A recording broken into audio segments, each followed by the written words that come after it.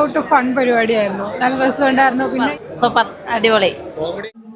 മലയാളത്തിൽ നിന്നും ഇന്നിതാ മറ്റൊരു കോമഡി ഹിറ്റ് ചിത്രം കൂടി റിലീസ് എത്തിയിരിക്കുകയാണ്. ഹലോ ഫ്രണ്ട്സ്, എല്ലാവർക്കും നമസ്കാരം. അപ്പോൾ ഇന്നത്തെ വീഡിയോ ഭാഗത്ത് നമ്മൾ പങ്കുവെക്കാൻ പോകുന്നത് ധീരൻ എന്ന് പറയുന്ന ഏറ്റവും പുതിയ മലയാള സിനിമയെക്കുറിച്ചും ചിത്രത്തിന്റെ ആദ്യ ഷോ കഴിഞ്ഞതിന് ശേഷമുള്ള പബ്ലിക് റിവ്യൂവിനെ കുറിച്ചൊക്കെയാണ്.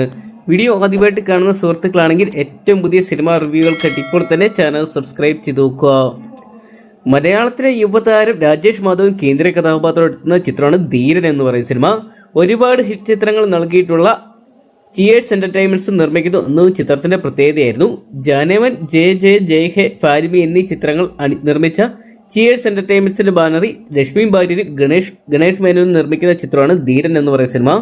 ചിത്രത്തിന്റെ മറ്റൊരു ഹൈലൈറ്റ് എന്തെന്ന് നോക്കുകയാണെങ്കിൽ ഭീഷ്മോറോ എന്ന് പറയുന്ന സിനിമയാണ്. ഈ സിനിമയ്ക്ക് തിരക്കഥ രചിച്ച ദേവദത്ത് ഷജിയുടെ ആദ്യ സംവിധാന സംരംഭം കൂടിയാണ് ധീരൻ എന്ന് പറയുന്ന സിനിമ. ചിത്രം മികച്ച അഭിപ്രായങ്ങൾ തന്നെ ആദ്യ ഷോ കഴിച്ചപ്പോൾ സ്വന്തമാക്കിയെന്ന് അറിയാൻ സാധിച്ചിട്ടുണ്ട്.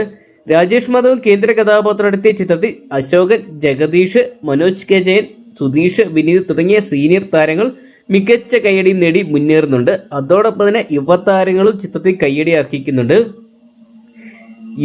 യൂത്തന്മാരുടെ ഗ്യാങ് ആയിട്ട് എത്തിയിരിക്കുന്നത് രാജേഷ് മാധവൻ, ശബരീഷ് വർമ്മ, അഭിരാം രാധാകൃഷ്ണൻ, സിദ്ധാർത്ഥ് ഭരതൻ, അരുൺ ചെർഗി തുടങ്ങിയവരാണ്. എന്തൊക്കെയാലും ചിത്രം മികച്ച അഭിപ്രായങ്ങൾ തന്നെ സ്വന്തമാക്കുന്നുണ്ട്. ഈ ഒരു വർഷത്തെ മികച്ച കോമഡി എന്റർടൈനറായിട്ട് മാറും ധീരൻ എന്നാണ് പുറത്തു വരുന്ന റിപ്പോർട്ടുകൾ.